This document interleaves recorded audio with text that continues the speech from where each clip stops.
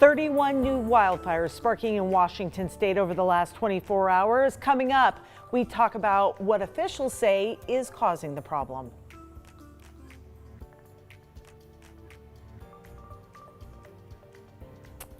We're going to take a live look outside this afternoon as we head into the noon hour. We'll have Jeremy Legoo standing by with a look at your forecast. And as COVID cases continue to spike in our area, health officials say visits to the hospital also on the rise. Hi everyone and welcome to KREM 2 News at Noon. It is good to see you on this Thursday. I'm Laura Papetti. It is right at noon right now. We're going to take a live look outside as we get into the lunchtime hour, and you can see looking over Lake Coeur d'Alene, it's a little bit hazy out there, but we do have some sunshine around the area. 80 degrees on the KREM 2 ticker right now. We're going to be joined by meteorologist Jeremy Legoo standing by in the KREM 2 Outdoor Weather Center. Jeremy, it's a little gray, a little sunny, a little smoky, a little not. What's going on? We got it all. Laura, yeah, I think you named everything going on out here. I've been staring off into space, as I do. No, I'm kidding. But no, seriously, we do have a little bit of everything. I can see some blue sky up there, lots of cloud cover, also that atmospheric haze coming from some of that wildfire smoke. You name it, we have it all. But as we get into the afternoon, what we're also getting is some warmer temperatures across the region. We're up in the 80s or close to it just about everywhere, and that winds up playing a big role in what we'll wind up seeing later on today. Still sitting in moderate levels in terms of air quality, but the big story here is the thunderstorms that are going to develop this afternoon. Bulk of that activity stays down to our south, but some of those storms sliding farther to the north will bring the potential for lightning and a lack of rain, which means a red flag warning is in place for high fire danger this afternoon and this evening. Right now on the radar, here it is. Nothing. You're probably going, what's going on, man? Where are these storms? Now, one dissipated just off to our west, but we're starting to see signs of more activity popping up around us here in the past 30 minutes. So we are starting this trend off, and these storms are going to grow more widespread later on this afternoon. So much needed moisture. Not much, not any drought busting moisture, but any little bit counts at this point. And temperatures top out in the 90s, which means that some of these storms will have quite a bit of thunder and lightning. All right, my friend, we'll check in with Jeremy in just a few minutes. Wildfires do continue to burn all across the inland northwest today, while dozens of new fires have started.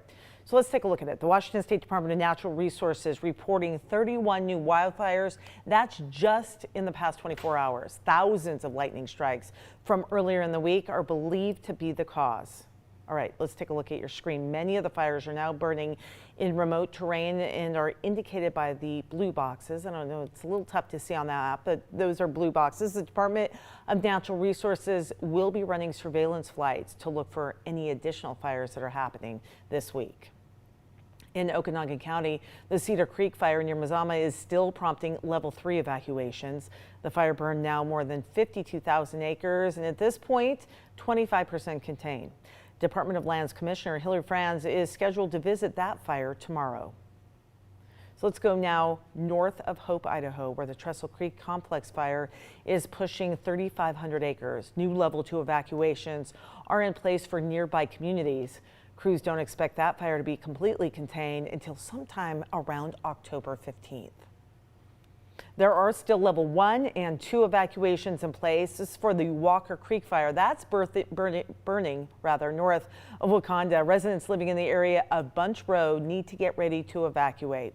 It is about 75 acres right now, however, 0% containment.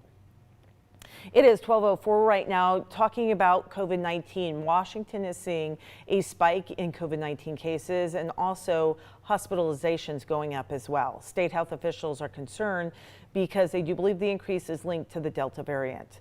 Interim Health Officer Dr. Frank Velasquez says Spokane's hospitals are what he would say are classified as very busy right now, not only because of the recent increase in COVID hospitalizations, but we're also told because the hospitals are seeing a lot of high acuity patients at the same time. So according to the Spokane Regional Health District, 95% of local COVID hospitalizations are with people who have not been vaccinated. And while the Delta variant is certainly circulating through Spokane County, other strains of the virus are also spreading quickly throughout the region. So that's something that we're tracking very closely, but it's a number that changes every day. because patients get transferred between services depending on the acuity that they have, and patients get discharged to other care facilities. So talking about really hard to track some of these changes because it's changing by the moment.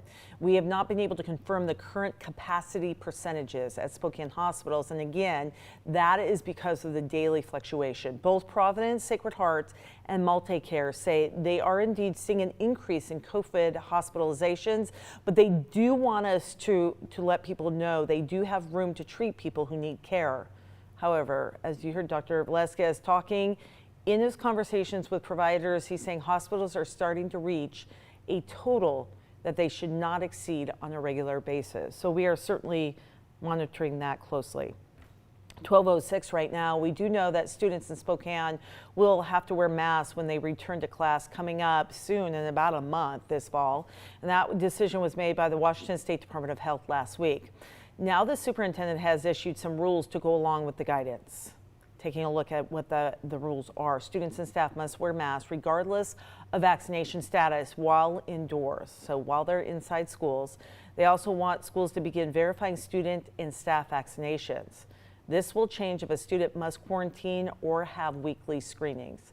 Fully vaccinated students and staff who do not have symptoms do not have to quarantine when exposed to COVID-19 at this point. Screening and testing will be offered to students who are not fully vaccinated. It is 12:06 right now. Police say a man tried to lure a 10-year-old boy into a nearby boat yesterday in Coeur d'Alene. So we're going to take a look at some video. This from Coeur d'Alene Parasail security footage. According to police, 42-year-old John Randolph came up to the child and said he was his dad. That's when the 10-year-old got scared and ran to an employee at Coeur d'Alene Parasail. Randolph told employees he was the boy's father, but when the victim insisted he was not the father, employees called police and Randolph was later arrested. He's been booked, we're told, into jail for child enticement. And we do have a warning. This next story has some very serious content, and you have children in the room, may not be appropriate. This next story does mention and talk about sexual assault. Former Spokane police officer Nathan Nash will appear in court on a new sexual assault charge. The second investigation was spurred by a complaint to the police department back on July 6th of 2019. Nash had been previously terminated by SPD for charges related to a different incident.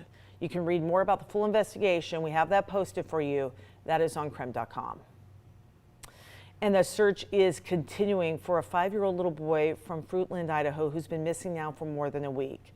Michael Vaughn was last seen near his home last Tuesday. And Idaho State Police, the Boise Police Department, along with 13 law enforcement agencies, are right now helping in that search. And we are showing you a picture right now. Investigators used helicopters, boats, and canines to try to find Michael, but unfortunately, they have had no luck so far. Anyone with any information about his whereabouts, you are urged to call the number we have posted it on your screen, 208-642-6006. A Federal Way man is charged with taking part in the Capitol riot. Tyler Slaker was identified because of pictures that his mom posted on Facebook. They show him inside the Capitol on January 6th. The FBI was able to match security video from inside the Capitol with the Facebook pictures being used as well. Now Slaker will face several charges for entering the Capitol during the riot. And getting a new Washington license plate right now could be a bit more difficult than you might think. The state may have to give out some temporary paper license plates in some areas, and that's just due to a labor shortage. We're told inmates help make plates for the state, but COVID safety protocols have slowed down that production. The paper license would be good for 2 months. You know, we're all kind of getting used to something other than normal, right? It's not the perfect solution, it's just a temporary solution, but at least it is a workaround. And Washington, not the only state facing a plate shortage. We're talking about Arizona, Nebraska, and North Carolina having the same problem. Those states are having trouble getting the aluminum. We don't know when metal plates will be in full supply again, but we'll certainly update you on that story. Also, if you're looking for something fun to do this weekend, the Terrains Bazaar will be returning to downtown Spokane coming up on Saturday. The event was canceled back last year in 2020. Of course, due to the pandemic, this year the bazaar will feature nearly 70 vendors selling local art and products, including a beer garden provided by Flat Stick Pub.